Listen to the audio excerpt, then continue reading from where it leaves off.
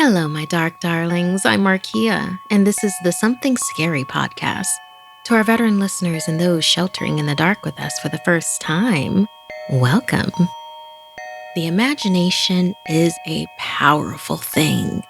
It can make you see and feel things that may not be real, but don't ever let your guard down, because if you're not careful, you'll find out that things are far worse than you think.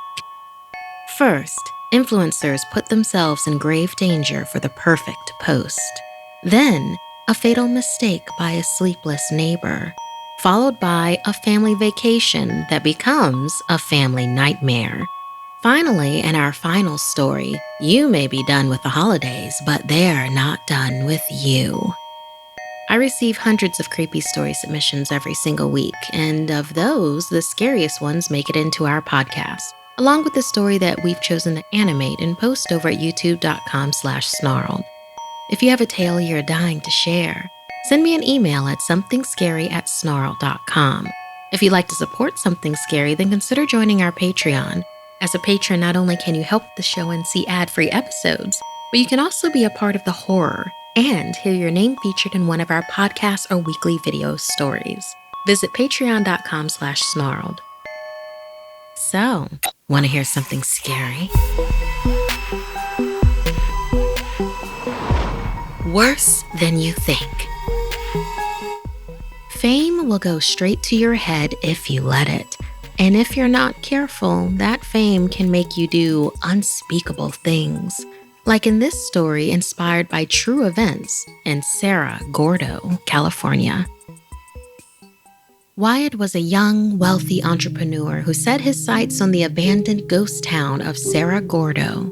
His intent was to fix it up and sell it as a tourist destination. Back in its heyday in the late 1800s, Cerro Gordo was the biggest mining town in California. It was rich in silver and attracted many people from the Wild West. In addition to silver, Cerro Gordo had been infamous for its crime. Gunfights frequently broke out between drunk miners at the saloon, and stabbings had occurred when thieves robbed the mines during the night. Once the silver ran out and the town was abandoned, there were many angry spirits left behind. Wyatt did his best to ignore the spirits because he saw the money-making potential in the mines. However, now that Wyatt was living in the abandoned town all alone, he could feel something affecting his mind, turning his thoughts dark. Wyatt needed to get people interested to visit the old mine so he could start turning a profit on his investment. He began recording a vlog of himself exploring the town.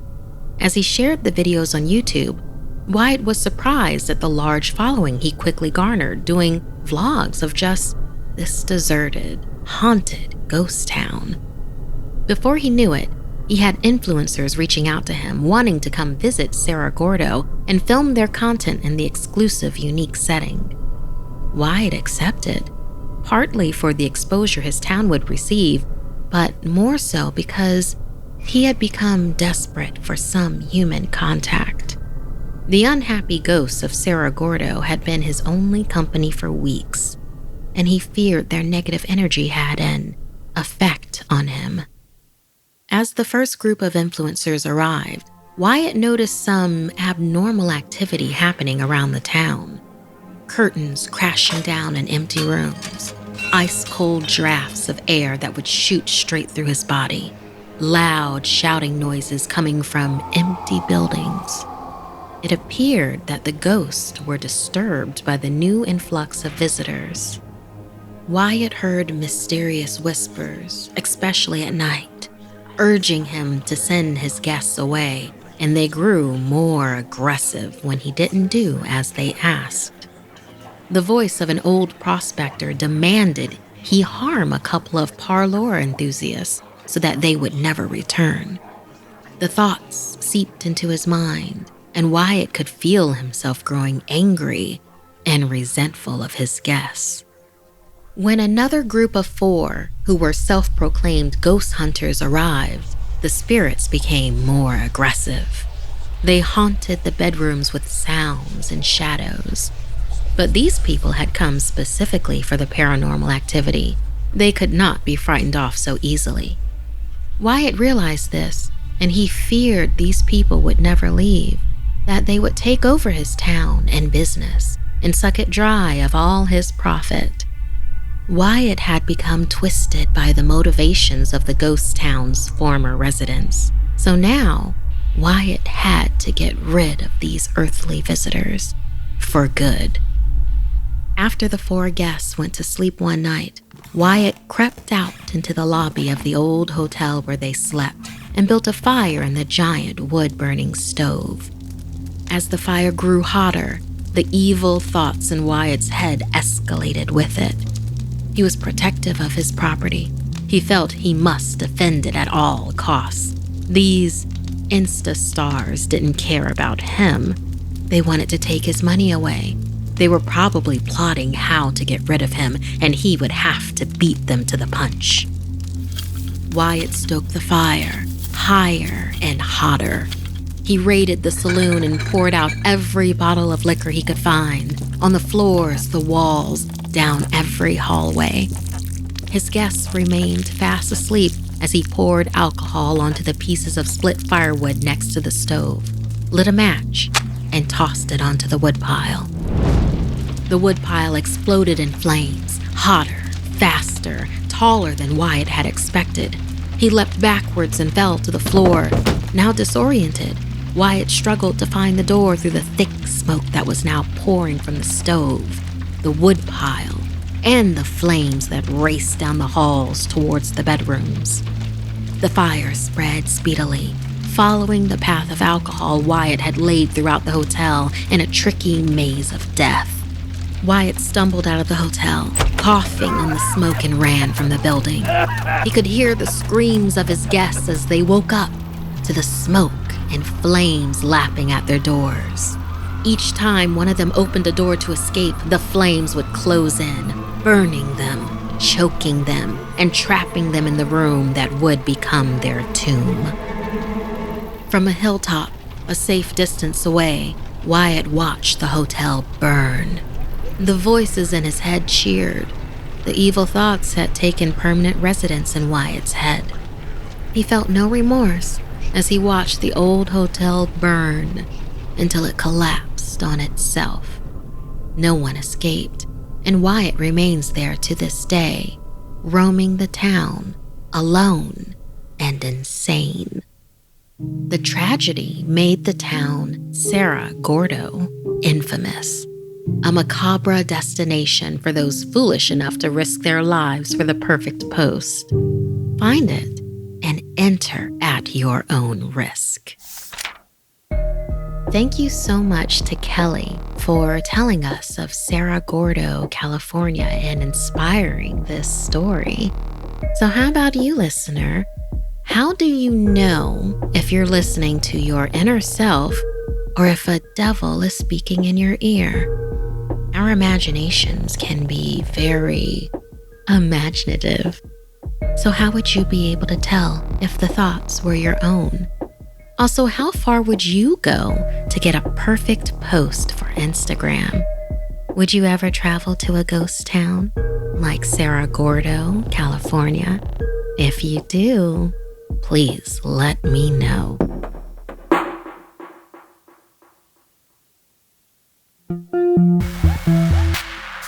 Sleepless nights will cause you to go crazy. But in this story, inspired by Kira, you only need to be less crazy than your neighbor. Dion had been having trouble sleeping ever since he removed a big oak tree from his backyard. He had never noticed how much the tree blocked a light from his neighbor's deck, shining directly into his bedroom window. One night, the light woke him, constantly blinking on and off from midnight till 2 a.m. The next morning, Dion asked his neighbor Zeke about it. Chuckling nervously, Zeke said, sorry about that, bud. That light is on a motion sensor, but I'll adjust the angle." Dion thanked him and said there must have been a lot of action back there last night. Zeke seemed uneasy, said he knew it went off a lot around midnight till 2 a.m. Yeah, exactly, Dion said, surprised at the accuracy. Yeah, it happens sometimes. Don't worry about it. It's normal, Zeke trailed off. Dion wanted to ask more, but Zeke seemed to get uncomfortable and hurried inside. That night, at midnight, Dion woke again to the flashing light. But this time, he heard branches snapping. He went to the window and swore he saw a shadow.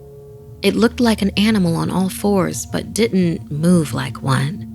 Its front legs seemed too short and its rear legs too long, almost like a man pretending to be an animal, but it was too big and wiry for any man. He leaned towards the window to try to get a better look. He squinted to focus more clearly. He found what appeared to be a pair of black eyes staring into his. Flinching in shock, he couldn't believe what he saw. He searched through the window again for the eyes, but they were gone. Your mind is just playing tricks. Get it together, man, he whispered to himself sleepily. With an unsettled feeling, he laid down and tried to go back to sleep. The following morning, Dion caught Zeke outside and rushed to tell him what he thought he saw. As Dion spoke, Zeke's eyes widened and he subtly shook his head back and forth. Dion backed off. It became clear Zeke didn't believe him, would be of no help. He must stake out the creature himself, if there even was one. Night fell, and Dion waited as midnight crept up slowly. Surveying the backyard from the safety of his room, he saw it. First, the familiar widened black eyes, meeting his gaze, too big and almost popping out of their sockets, unblinking. Then a face slowly emerging from the darkness, distorted and almost human, but too large and wrong.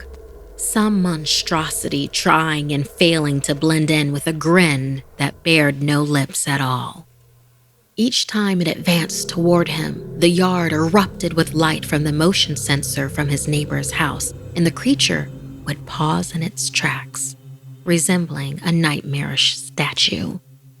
Dion never actually saw it in motion, but somehow it moved closer and closer as the light would flash. Like a strobe light from hell, growing in size each time it reached Dion's window. Face to face with only the glass in between, never breaking eye contact. Then, with the next flicker of light, it was gone. Panicking, Dion pressed his face to the glass, searching for a glimpse, but he couldn't see anything. This emboldened Dion. His face became hot as his heart pounded in his chest.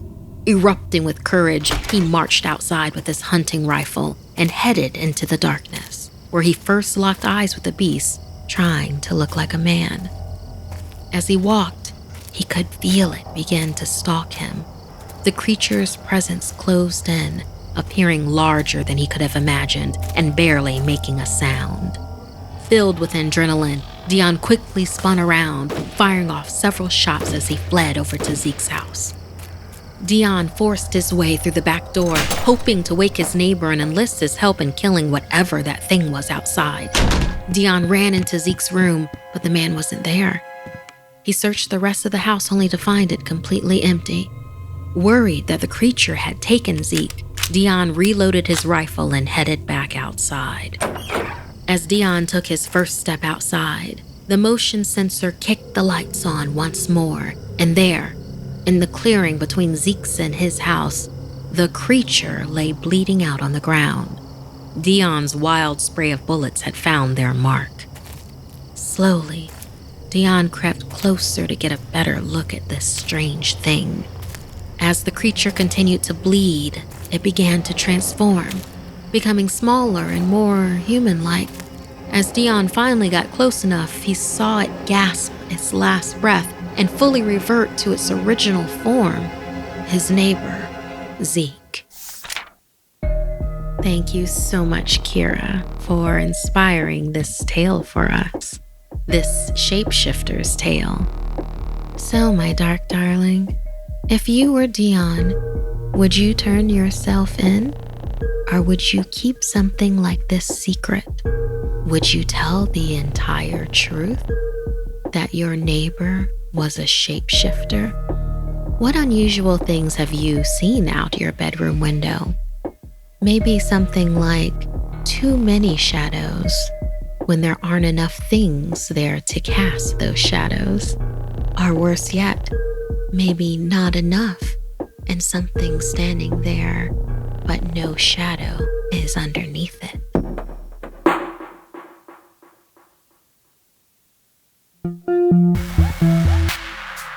Curiosity killed the cat, but when a teen's curiosity leads her into the unknown, she'll wish she was dead. Like in this story, inspired by Emma.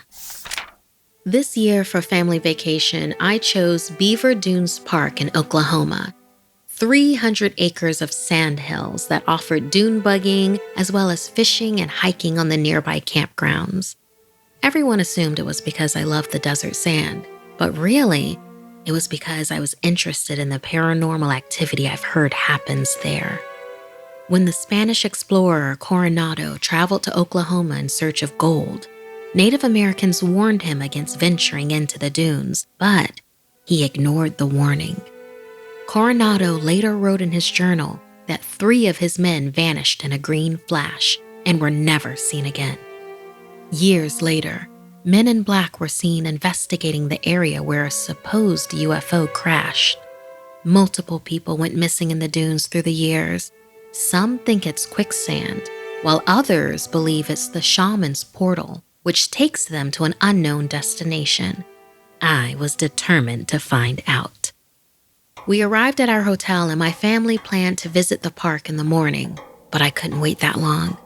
I planned to drive there myself that night and record everything I saw. When my family was asleep, I grabbed the keys, my camera, a flashlight, and slipped out. I parked the car and walked through a small cluster of trees in the park, my flashlight guiding the way. I heard a loud, fast grunt behind me. It scared my soul halfway out of my body. "Who's there?" I shouted as I whipped around with my flashlight searching the dark. "Hunter Grayborn, what are you doing here?" I exclaimed. My brother looked up at me smugly and said he snuck in the car. He didn't want to miss out on all the fun. I grabbed his shirt, pulled him close, and whispered, "You better be quiet and stay out of my way." After 10 minutes of walking, I turned on my camera and had Hunter take the flashlight. Not a second later, I heard a fast scutter behind me. "Did you hear that?" Hunter asked, shining the light on my face. I told him to just be quiet. I wanted to get whatever made that noise on tape. My brother made a noise, and when I looked at him, he was much shorter. He shined the light down at his feet to discover he was sinking quickly into the sand. "Come on, grab my hand," I cried. I pulled on him, but I wasn't strong enough. "Try harder, Hunter, come on," I yelled. "Something's grabbing me. I can feel it," he shouted. Hunter struggled to climb up, but as the sand reached his chin, he looked me in the eyes and said, "Run." All I could see was my brother's horrified face before a green flash came, and he disappeared. My heart stopped. He was gone, just like Coronado in the old legend.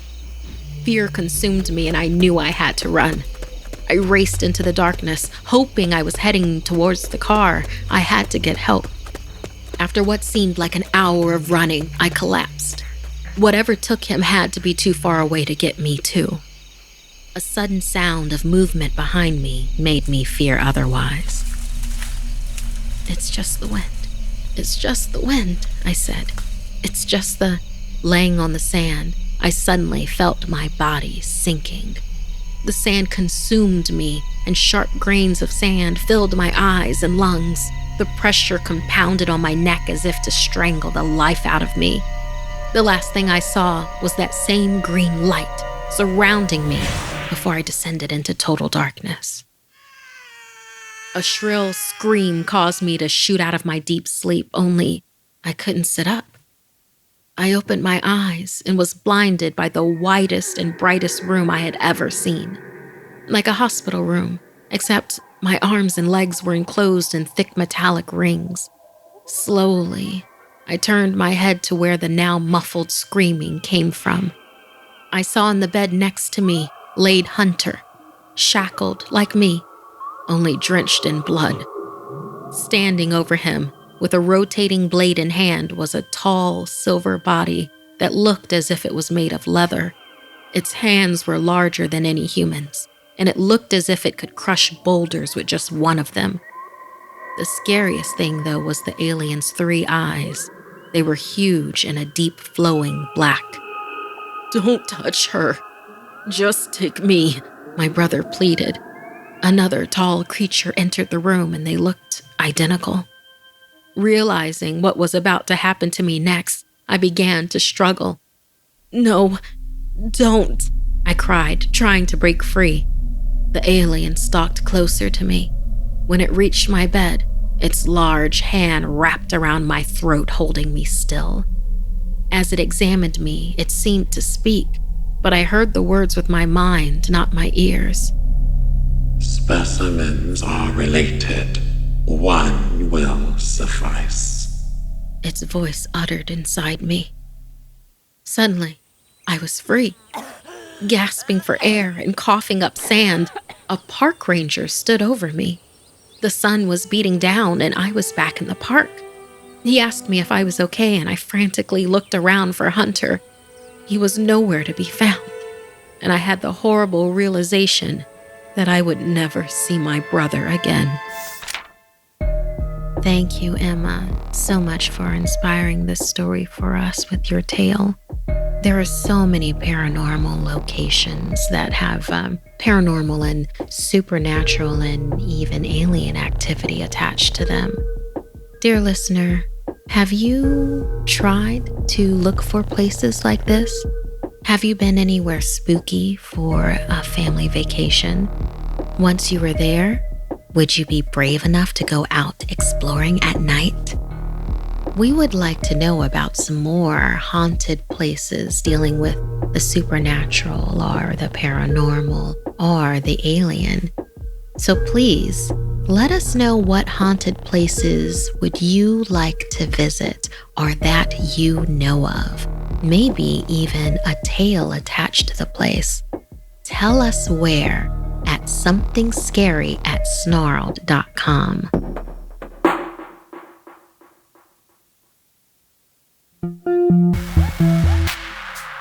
It's now that time of year when everyone puts away their holiday decorations. Well, mostly everyone. Be careful.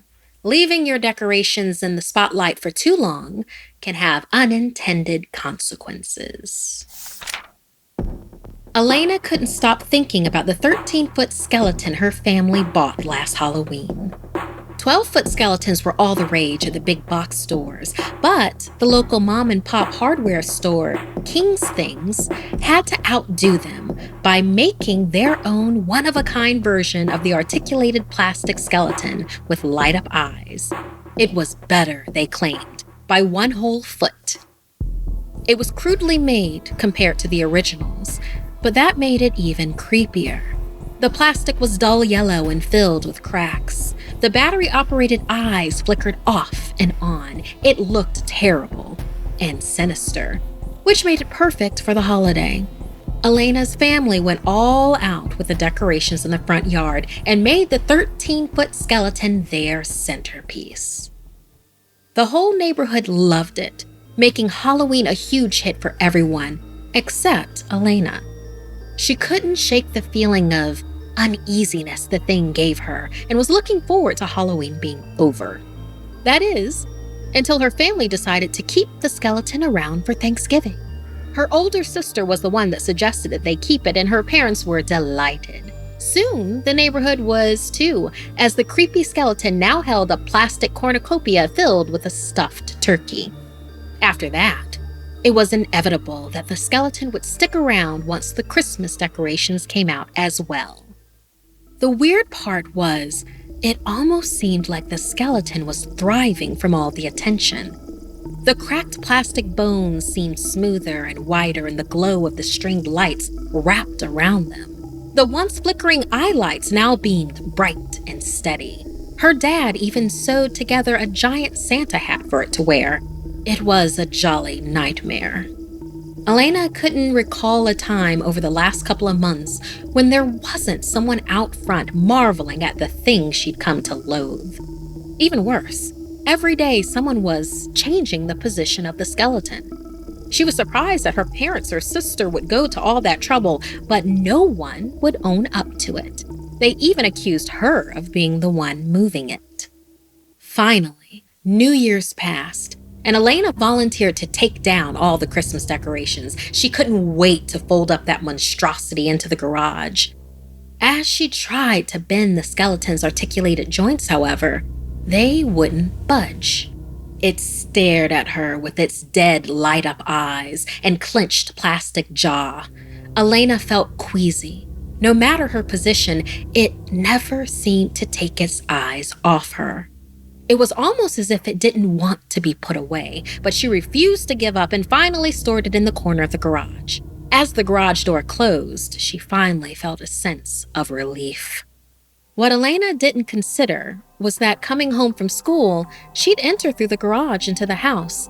Each time she saw it, the thing appeared to be slowly coming out of its fetal position. She swore its eyes flickered once, despite having its batteries removed. She finally confronted her family about pranking her, but they all denied it.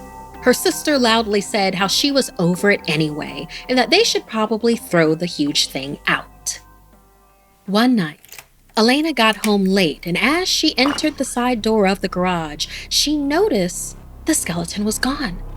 Elated to be rid of it, she skipped inside. There, sitting on the couch, was that giant skeleton. Elena began calling for her sister and parents. These pranks were no longer funny, but she couldn't find anyone else at home. When she returned to the living room, the skeleton was turned towards her, its eyes flickering. Elena had had enough and yelled out, "Stop doing this to me. It's not..." Suddenly, the 13-foot skeleton stood up on its own. The lights in its eyes turned bright red. It grabbed at Elena. Its plastic bony fingers cut deep into her arm as she yanked away from it. Terrified, she ran down the hallway towards the front door. Following close behind, the skeleton chased her on all fours, ducking its massive frame into the lower ceiling hallway. Its body screeched against the narrow walls as Elena made it outside. Horror filled her as she saw the bodies of her family, broken and grotesquely positioned in the yard like decorations. As she screamed, stringed lights lit all around them, putting the grisly scene on full display for the neighborhood. Just then, a bony hand grabbed Elena's ankle, dragging her back into the house. The months of adulation and awe from the neighborhood had empowered the monstrous thing, and now it craved more. As decorations tightened around her, a broken plastic voice said, "Don't worry. We'll be joining them soon enough."